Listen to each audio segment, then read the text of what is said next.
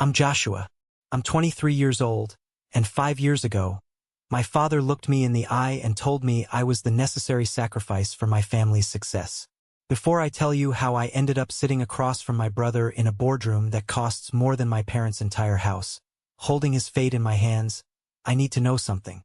I need to know if I'm alone in this. Tell me in the comments where you are listening from right now. Are you in your car? Your living room? Just drop your state or country below. It helps me to know that real people are hearing this. It was raining in Seattle the day the circle finally closed. It's always raining here, it seems. I was standing in my office on the 42nd floor, looking down at the gray streets. My reflection in the glass didn't look like the boy from Bloomington anymore. The suit was tailored Italian wool. The watch on my wrist was worth a mid-sized sedan. Down in the private garage, my Porsche Panamera Turbo S, a car I bought in cash, sat waiting for me. It was gray, metallic like a shark. But up here in the quiet, none of that mattered. My heart was hammering against my ribs like a trapped bird. Sarah, my head of HR, had buzzed me 5 minutes ago. "He's here, Mr. Avery. He's in the waiting room." I had told her to make him wait. That's a power move, right? That's what CEOs do. But I wasn't making him wait to be cruel. I was making him wait because I couldn't breathe. To understand why a grown man, a CEO of a logistics empire called Titanflow, was trembling at the thought of an entry-level interview, you have to go back. You have to go back 5 years. You have to go back to a dinner table in Indiana that smelled like roast chicken and betrayal. I was 18. It was a Tuesday. In the Avery household, Tuesday was roast chicken night. My mother, Catherine, was a creature of habit. She believed that if the table looked perfect, if the napkins were folded and the water glasses were full, then the family was perfect. She was wrong. Our family was a business and I was the bad investment. My brother, Caleb, was 3 years older than me. He was the golden boy, the star quarterback in high school, the debate team captain, the one with the smile that made neighbors stop and say, "That boy is going places." And he was finishing his undergrad and getting ready for law school. I was different. I was quiet. I liked taking things apart. Toasters, radios, engines. I didn't talk much because nobody really listened. I sat at the end of the table, usually on a folding chair if we had guests. But even when it was just us, I felt like I was sitting in a different zip code. That night, I had a letter in my pocket. It was burning a hole in my jeans. I had rushed to the mailbox before my dad got home. I knew what it was by the return address. Indiana State University. Systems Engineering. I waited until Dad, Robert, had finished his first serving of potatoes. He was a big man, a former teacher who ran a struggling auto repair shop. He had grease permanently etched into his knuckles, a symbol of how hard he worked. He loved to talk about sweat equity. "Dad," I said. My voice cracked. I hated that. "Mom." Caleb was busy scrolling on his phone, ignoring us. "I got something today," I said, pulling the envelope out. "I got into state, the engineering program." I put the letter on the table. It was the proudest moment of my life. I had a partial scholarship, but I still needed help. I had calculated it. With a part-time job and a little help from the family college fund that they had talked about for years, I could do it. Dad stopped chewing. He didn't pick up the letter. He just looked at it like it was a bill he couldn't pay. Mom put her fork down. She looked at Dad, then at me, then down at her plate. That was Mom. She saw everything and said nothing. "Engineering," Dad said, the word heavy in his mouth. "That's good, Joshua. It's a good school."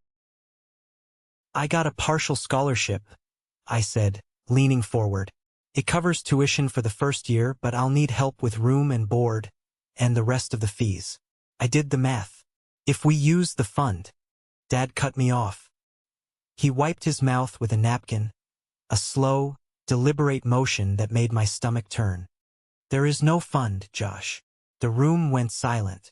The only sound was the rain hitting the window. "What?" I asked. "The college fund," Dad said, his voice flat, matter-of-fact. "It's allocated. Caleb got into Georgetown Law. Do you have any idea what that costs?" I looked at Caleb. He finally looked up from his phone. He didn't look surprised. He looked bored. But, I stammered. But that fund was for both of us. You said. Plans change, Dad said. He took a sip of water. We have to be realistic. Caleb is going to be a lawyer. That's a career. That's a future. He's going to lift this family up. We need to invest where the return is guaranteed. Invest. Return. He was talking about his sons like we were stocks. Caleb was Apple. I was a penny stock crashing in the market. So I get nothing? I asked. The anger was starting to rise, hot and sharp. We can't pay for 2 tuitions, Mom whispered. She still wouldn't look at me. We just can't, Joshua. Your brother. His potential is just greater. I finished for her. Dad slammed his hand on the table. The silverware jumped. Don't you take that tone with your mother. You should be happy for your brother. He's going to do great things. You can work at the shop. You can take classes at community college in a few years. You're young.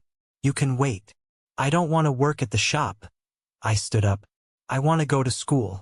I earned this. I worked my tail off for those grades. And who put the roof over your head while you studied? Dad stood up too. He was taller than me then. Intimidating. Who paid for the food in your belly? You are ungrateful.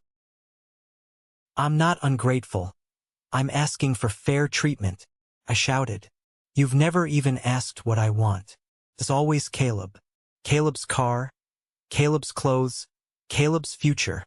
Because he deserves it. Dad roared. The truth finally came out. It hung in the air, ugly and naked. He deserves the future, Joshua. You're adequate. But we don't bet the farm on adequate. I looked at Caleb. Are you going to let him do this? You know this isn't right. Caleb shrugged. He actually shrugged. It's law school, Josh. It's a big deal. Don't be selfish. Selfish. Something inside me snapped. I didn't scream. I just looked at them. If I'm not worth investing in, then I guess I'm not worth feeding either. If you don't like the rules, Dad pointed to the door, you can leave. Tonight. You want to be a man? Go be a man. Go see how far fair gets you in the real world. He was bluffing. He had to be. Parents don't kick their kids out for getting into college. Fine, I said. I walked to my room. I packed a duffel bag. A few shirts, jeans, my laptop, the letter from Indiana State. My hands were shaking so bad I could barely zip the bag. I kept waiting for the door to open. I kept waiting for Mom to come in and say, "Stop. This is crazy." Nobody came. I walked back out to the living room. Dad was sitting in his recliner watching the news. Mom was in the kitchen, aggressively scrubbing a pot. Caleb was gone. Probably in his room, texting his girlfriend about his acceptance letter. I'm leaving, I said. Dad didn't look away from the TV. Leave the key on the table. I felt like I'd been punched in the gut. I put my house key on the side table. It made a small metal clink. That sound haunts me.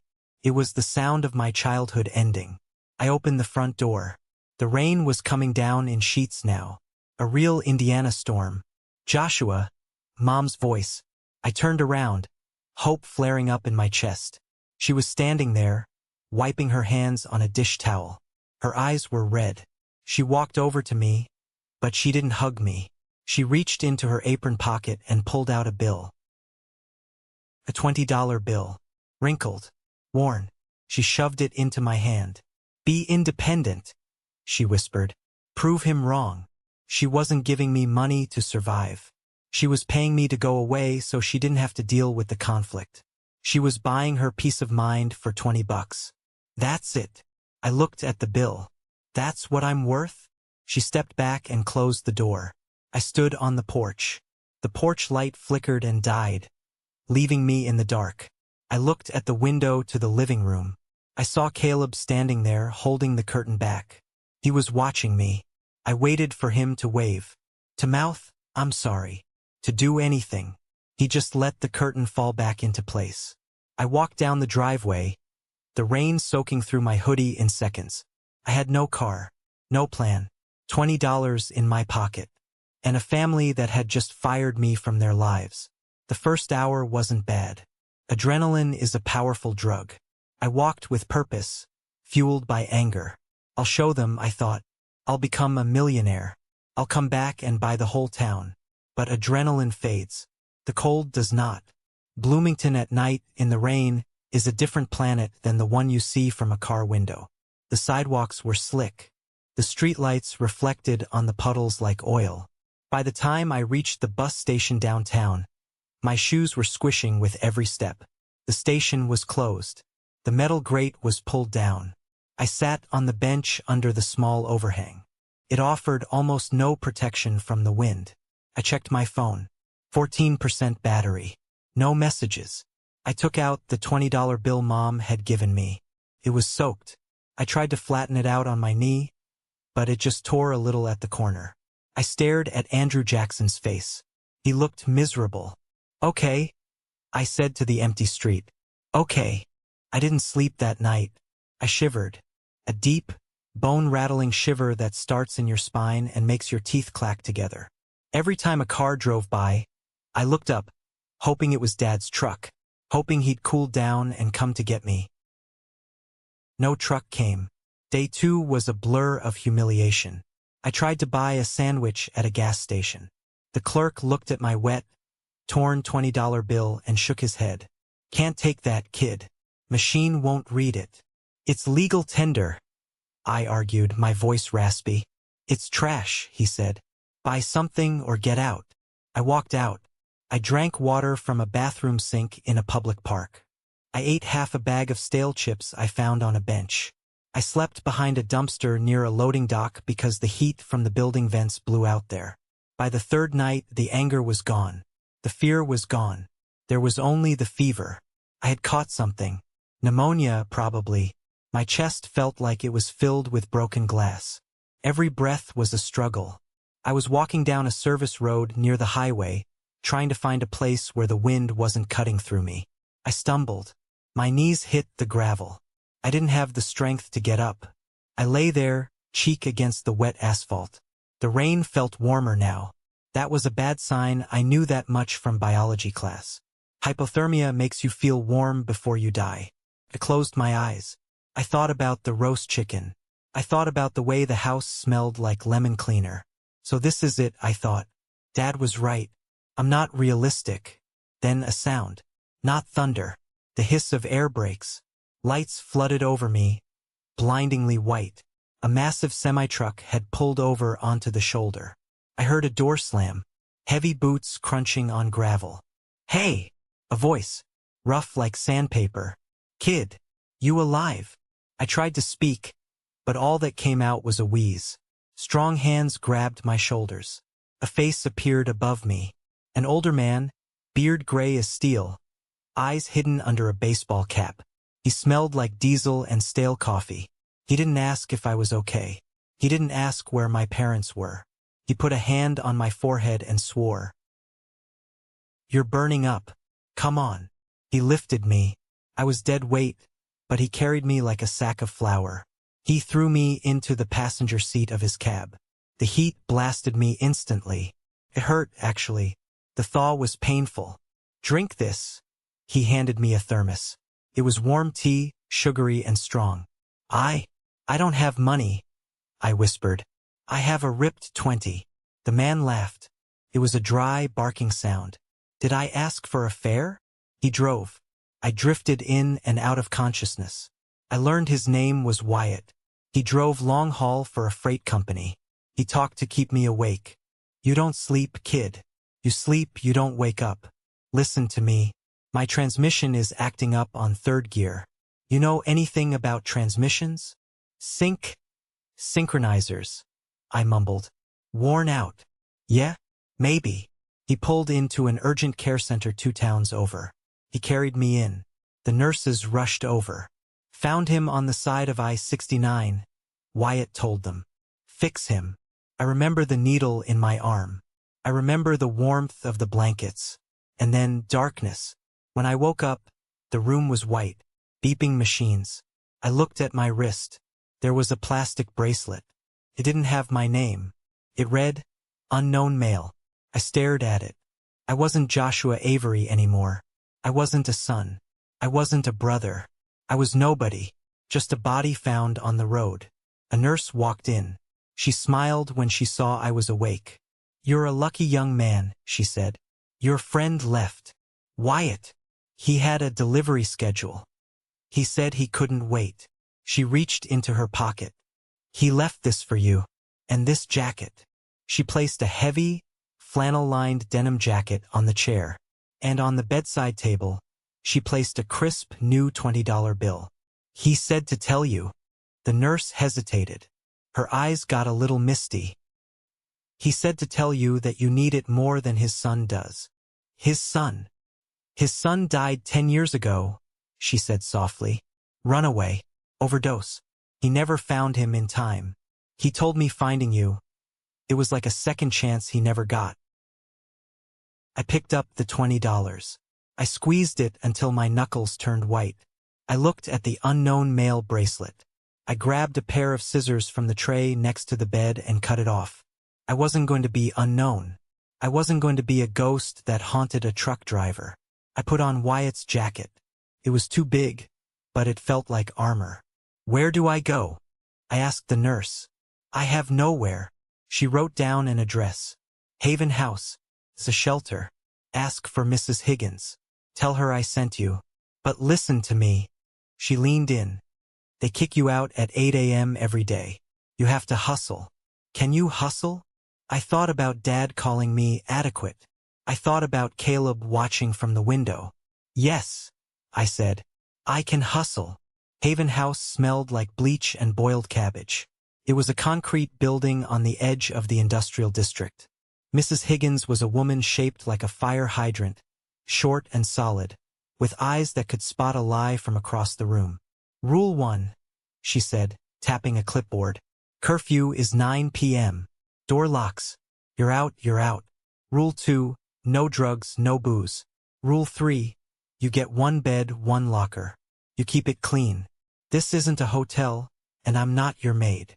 "Understood," I said. "You've got 30 days, she added. "After that, you need to show proof of employment or you lose the bed. We have a wait list." 30 days. I started walking. I went to every shop, every garage, every fast food joint within walking distance. I didn't have a resume. I didn't have a phone number. I just had Wyatt's jacket and a desperate look in my eyes. "No experience. We're not hiring. You look like trouble, kid." Day 4. Day 5. My money was running out. I was buying dollar loaves of bread and eating them plain. On day 6, I walked into Maria's diner. It was a small, greasy spoon with cracked vinyl seats.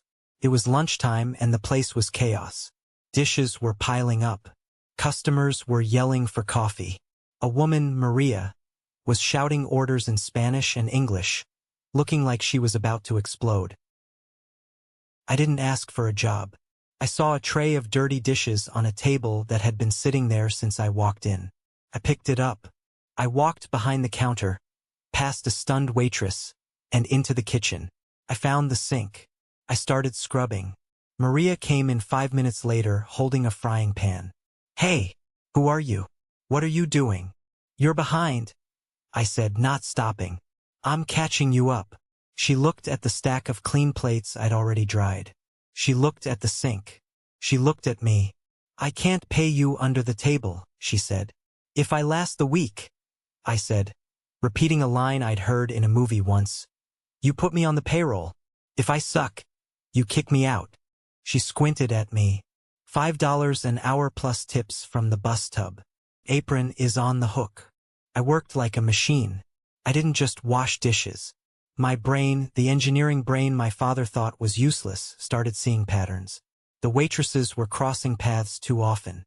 The silverware was stored too far from the drying rack, adding 10 seconds to every cycle.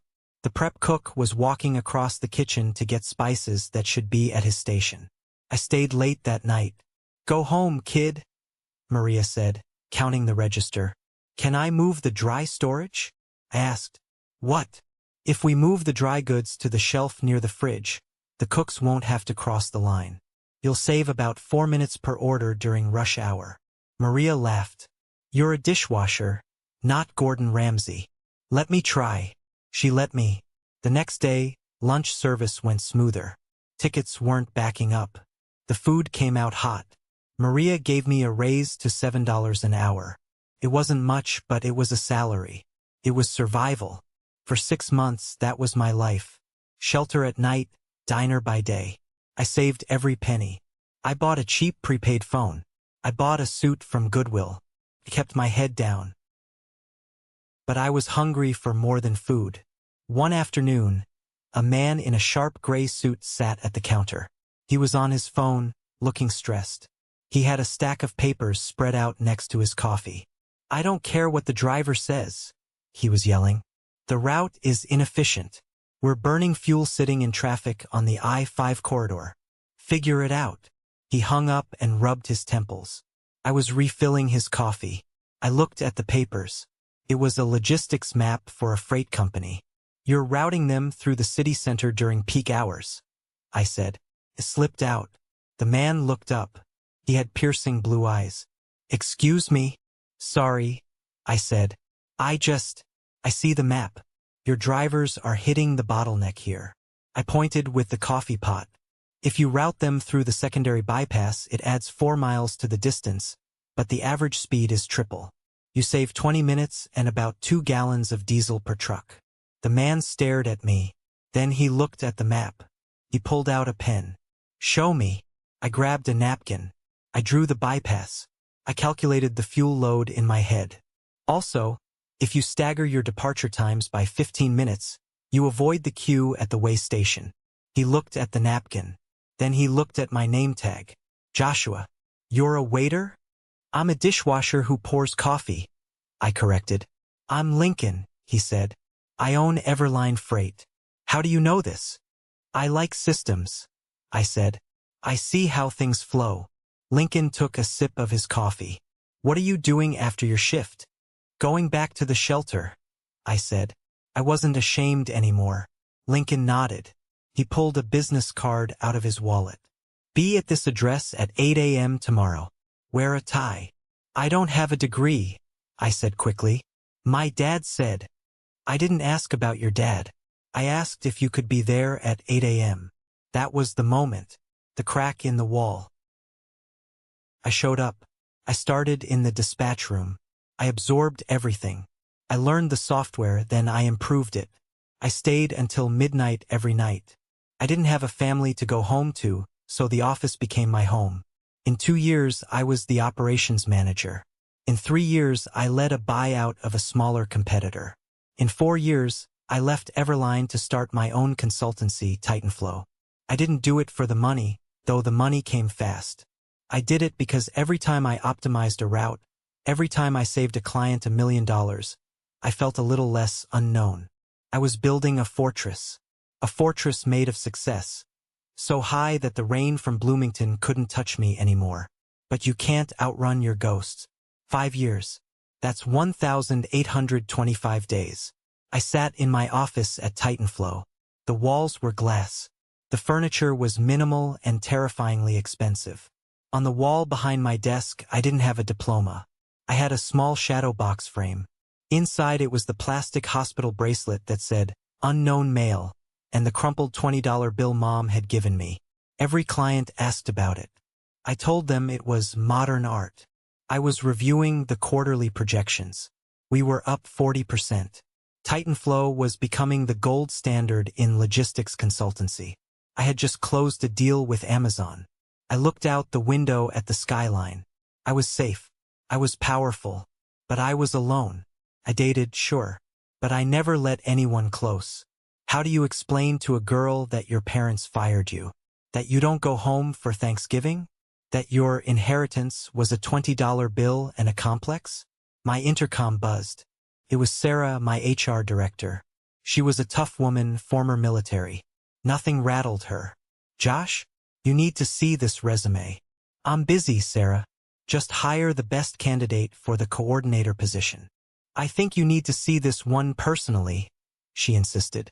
Her voice was odd, quieter than usual. She walked in and placed a folder on my desk. I opened it.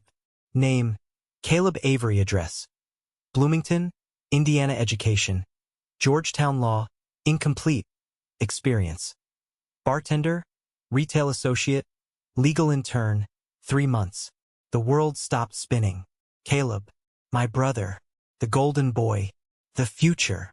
I stared at the photo attached to the ID copy. He looked tired. His hairline was receding. There were bags under his eyes. He didn't look like the smug kid in the window anymore. He looked beaten. He's applying for the junior logistics coordinator role, Sarah said softly. It's an entry-level job.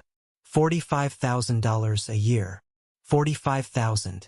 I made that in a week. Does he know? I asked. Does he know I own this company? I don't think so, Sarah said. We rebranded last year, remember? Your name isn't on the logo, and you go by J. Avery on the website. No photo. I leaned back in my chair. My leather chair creaked. Why is he here? I whispered. He's supposed to be a lawyer. He's supposed to be rich. I turned to my computer.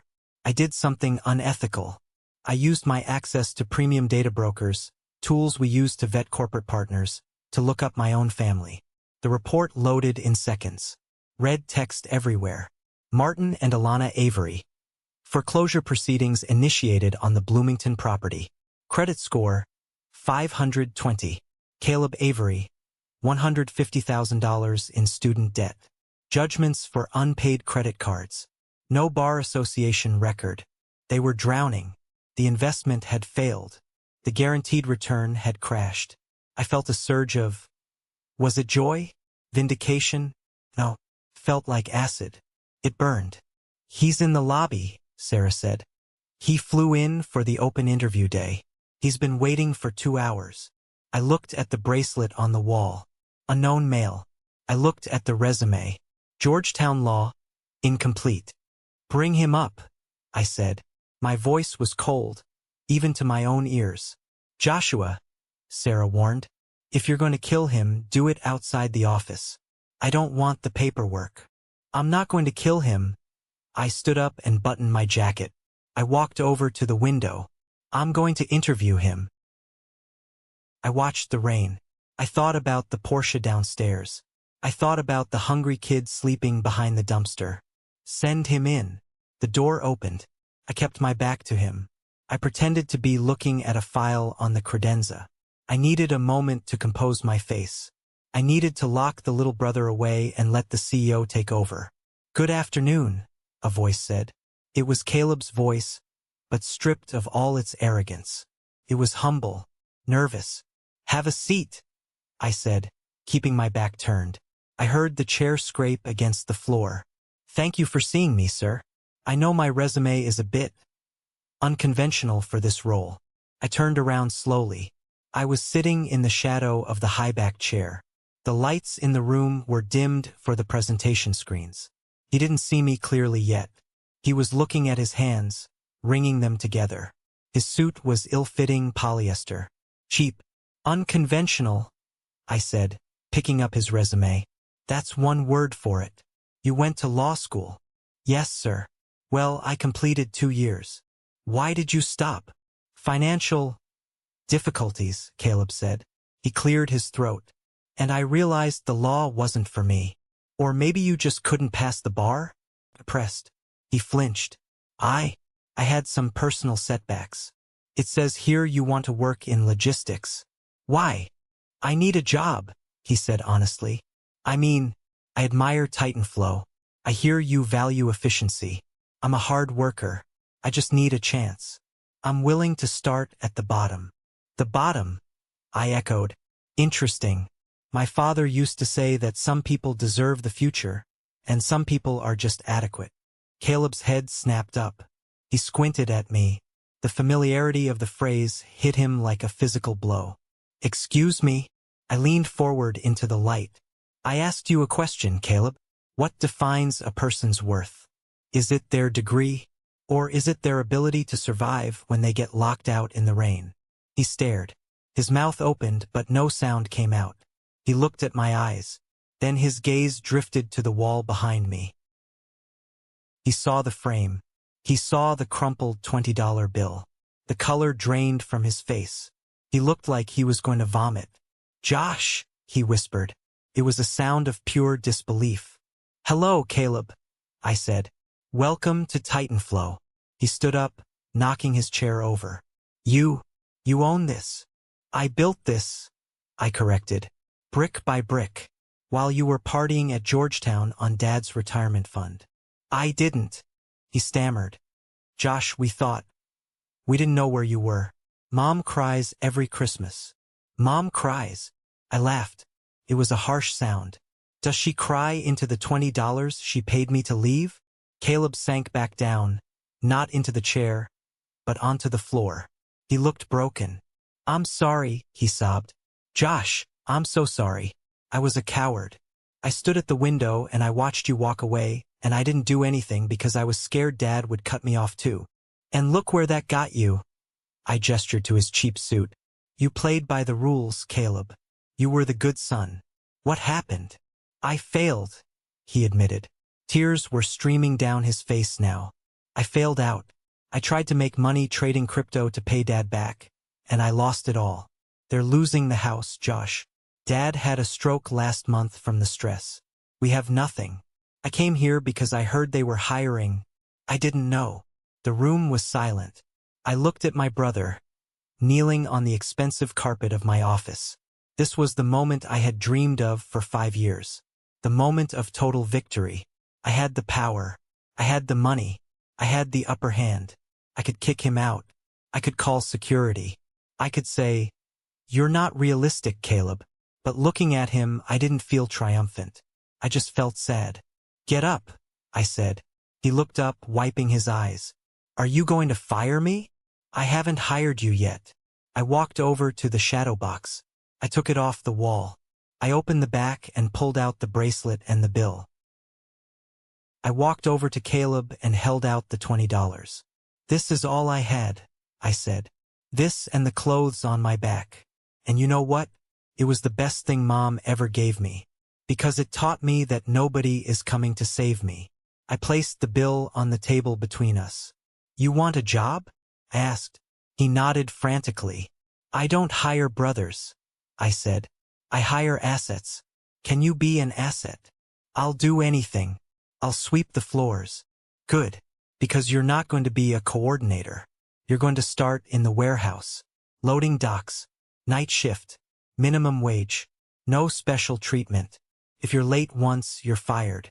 If you tell anyone who I am, you're fired." Caleb looked at me. For the first time in his life, he looked at me with respect. Not love, not pity. Respect. "Thank you," he said. "I won't let you down." "Don't do it for me," I said, turning back to the window. "Do it so you can buy your own damn house." Caleb left the office. He walked out different than he walked in. He had a job. It was a grunt job, a job my father would have sneered at, but it was an honest start. I stood alone in the office. The adrenaline was fading, leaving me exhausted. I looked at the empty spot on the wall where the frame used to be. I had won. But the victory wasn't about seeing Caleb beg.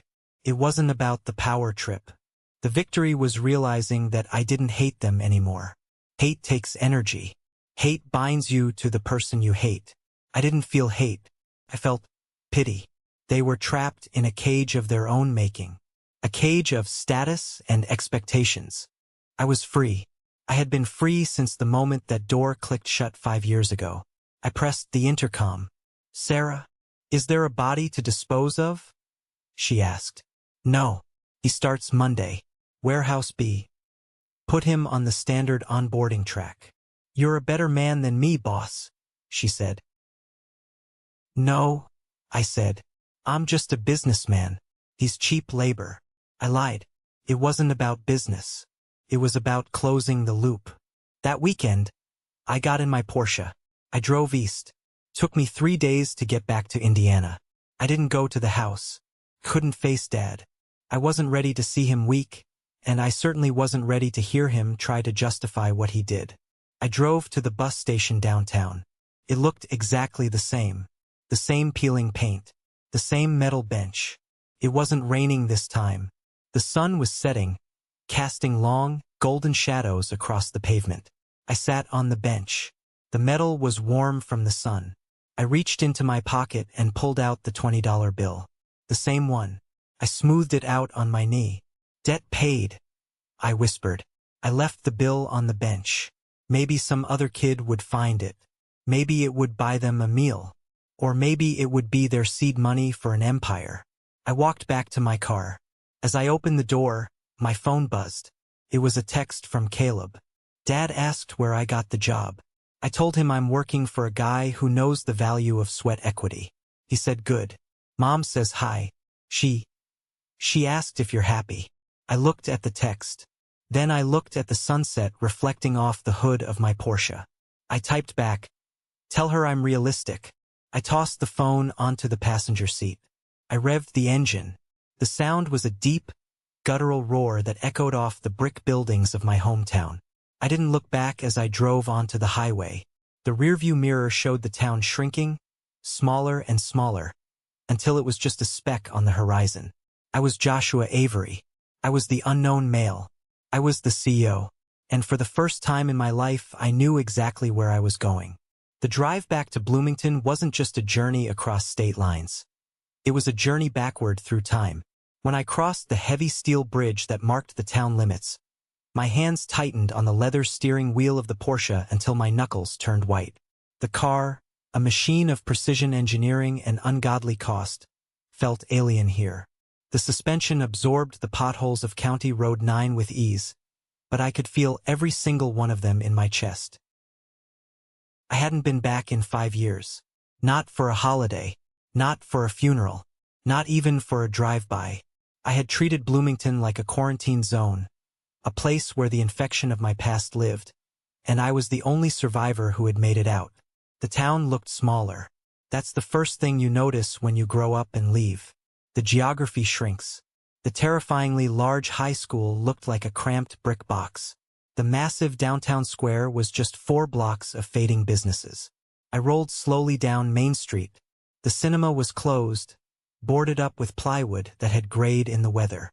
Maria's diner was still there, though. I saw the neon sign buzzing in the window. I felt a phantom ache in my hands, remembering the hot water and the steel wool, scrubbing plates until my skin was raw. I almost stopped. I almost went inside to order a coffee and leave a $1,000 tip. But I didn't. I wasn't here for a reunion tour. I was here to bury a ghost. I turned onto Oak Street. The streetlights were just flickering on, casting long, orange shadows against the twilight. My heart began to hammer a rhythm against my ribs that no amount of deep breathing could calm. This was it, the physical location of my trauma. I pulled the car over about 3 houses down from number 402. I killed the engine. The silence that rushed into the cabin was deafening. I tinted the windows dark enough that nobody could see in, but I could see out perfectly. There it was, the house. It looked tired. The siding, which I remembered as a crisp, authoritative white, was now a dull, peeling gray. The gutters were clogged with leaves. Dead leaves from last autumn that nobody had bothered to clean. The lawn, which my father used to manicure with the precision of a surgeon, was patchy and overgrown with crabgrass. It was a shock. In my head, my father was a giant, a titan of industry in his own mind, a man who controlled the world with his voice. I expected the house to still look like a fortress. Instead, it looked like a tomb. I sat there for 20 minutes just watching. A light went on in the kitchen. I saw a silhouette move past the window. It was hunched over, slower than I remembered. Then the front door opened. My father, Martin Avery, stepped onto the porch. He was wearing his old work jacket, the one with the grease stain on the pocket that never came out. But he didn't fill it out anymore. He looked shrunken. He walked with a limp I didn't recognize, favoring his left hip. He was carrying a small bag of trash. He walked to the curb, his movements stiff and painful, and dropped the bag in the bin. He stopped and looked down the street. He looked right at my car. I held my breath, but he didn't see me. He saw a gray sports car, a spaceship from a world he didn't belong to, and he looked away. His eyes were dull. There was no fire in them, no judgment, just exhaustion. He looked like a man who had spent 5 years waiting for a ship that never came in. I realized then that the monster under my bed was just an old man with bad credit and a broken hip. The fear that had driven me for half a decade evaporated, leaving behind a strange, hollow sadness. Then my mother came out. Alana. She was wiping her hands on a dish towel, a nervous tic she had always had. She said something to Dad. He didn't answer. He just stared at the ground. She reached out and touched his arm. A tentative, fearful gesture. He flinched away, not aggressively, but with the weariness of someone who just didn't want to be touched. She looked so fragile. Her hair, once dyed a fierce auburn, was gray and pulled back in a messy bun. I reached for my phone. I don't know why I did it. Maybe I wanted to distract myself. Maybe I wanted to check my email, to remind myself that I was a CEO, not the shivering kid on the porch. I opened my social media app. Titanflow had a massive following now. I usually let the marketing team handle it, but sometimes I checked the comments on our success stories. I clicked on the latest post, a photo of our new fleet of electric trucks. There was a comment at the top. It had been posted 3 minutes ago. User 7492. So proud of this company. Incredible work. I froze. I had seen this user before. User 7492. They had no profile picture, just a default gray avatar. They had 0 followers. They followed only one account, Titanflow. They liked every post. Every single one. For 5 years. When I announced our expansion into Asia, User 7492 commented, "Wonderful news." When I posted about our charity drive, User 7492 commented, "You have a good heart." I had always assumed it was a bot, or maybe just a lonely retiree. But looking at the timestamp, 3 minutes ago, and looking at my mother standing on the porch, holding her phone in her other hand, I zoomed in on the scene through my windshield. My mother was looking down at her screen. She typed something with one finger. My phone buzzed. A new notification. User 7492. I hope the CEO is taking care of himself. He works so hard. The air left my lungs. It was her. My mother. The woman who had handed me a wrinkled $20 bill and closed the door. The woman who had chosen her husband's ego over her son's life. She had been watching me. Every day. For 5 years. She knew. She knew I was the CEO. She knew I was Joshua. She had to. The timeline matched perfectly. A surge of anger flared up, hot and fast. If you knew, I thought, gripping the phone, why didn't you call? Why didn't you message me? Why did you hide behind a fake number and a gray avatar? Then I looked at her again. I saw the way she glanced at my father, terrified he would see her screen. I understood. She was a hostage. She was a hostage to her own choices, to her own weakness. She loved me in the dark because she was too cowardly to love me in the light. She was proud of me, but she was more afraid of him. Silence is complicity, I had told Caleb, and it was. But seeing it now, it looked less like malice and more like tragedy. I could get out of the car. I could walk up that driveway in my $3,000 suit. I could confront them. I could scream, "I'm here. Look at me. I'm the one you threw away." It would be satisfying for about 5 minutes. And then what? Dad would yell. Or worse, he would beg. Mom would cry. They would ask for money. They would try to pull me back into their drowning ship. They would want to know about Caleb. They would want to know about the inheritance they felt they were owed. I looked at the User 7492 comment again. I hope the CEO is taking care of himself. I tapped the reply button. My thumb hovered over the screen. I typed, "He is. He's doing just fine." I watched my mother. She read the notification. Her hand flew to her mouth. She looked up, scanning the street. Her eyes passed over my tinted windows again. She didn't know it was me in the car, but she knew the message was for her. She lowered the phone and smiled. It was a sad, broken little smile, but it was real. That was enough. I put the car in gear. I didn't want a reunion. I didn't want their apologies. Apologies are just words, and words are cheap. Action is the only currency that matters. I pulled up my banking app. I had the account information for their mortgage holder. I had found it in the detailed credit report I ran on Caleb. The bank was initiating foreclosure in 30 days. They owed $142,000. To me, that was the revenue from a single mid-sized contract. To them, it was the end of the world. I could let them lose the house. It would be poetic justice. The golden child gambled it away, and the failure let it burn. But I remembered the lesson I learned at the diner. Systems over sentiment. If they lost the house, they would move in with Caleb. Caleb, who was currently working for minimum wage in my warehouse, trying to build a life. If I let them fall, they would crush him. And if they crushed him, I lost a good employee. I tapped transfer. Amount, $142,000 recipient. Bloomington First National Mortgage Servicing. Memo paid in full. Anonymous. I watched the processing wheel spin. Then the green check mark.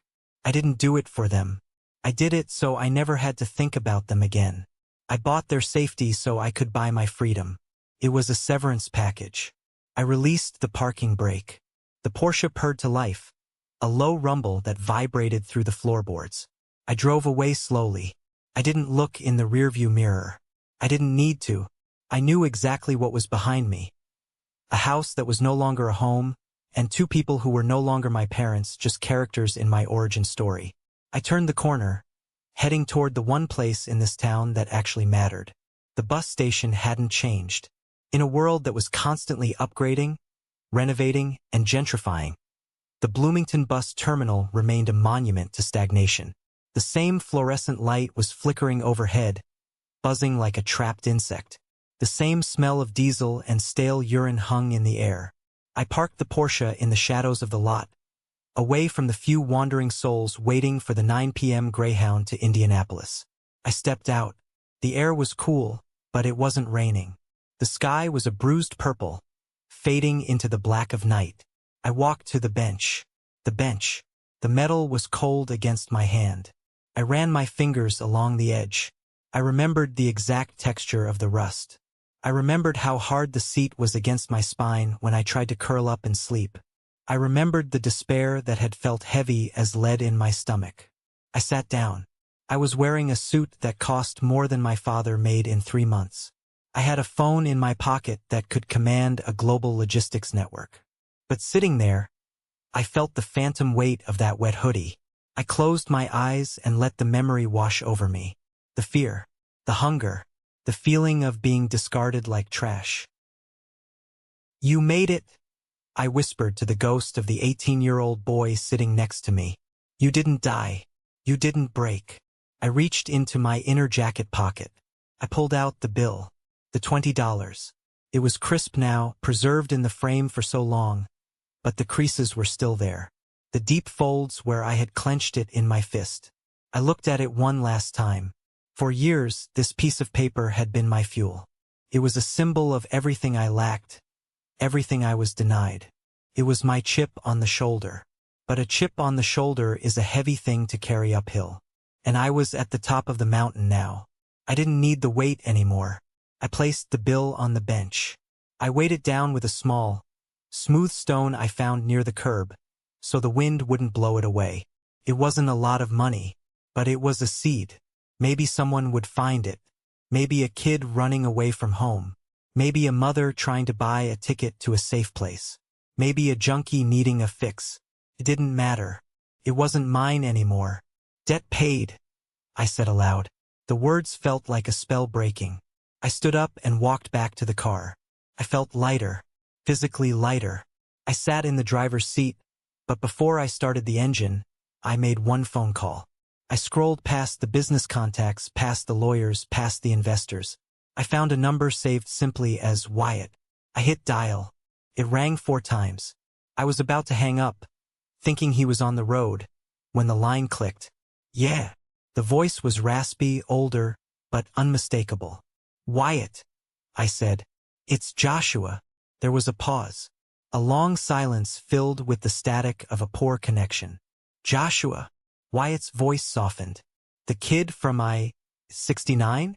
Yeah, the kid from I-69. Well, I'll be damned. I thought you forgot about me. It's been, what, 6 months since we talked? Something like that. I smiled.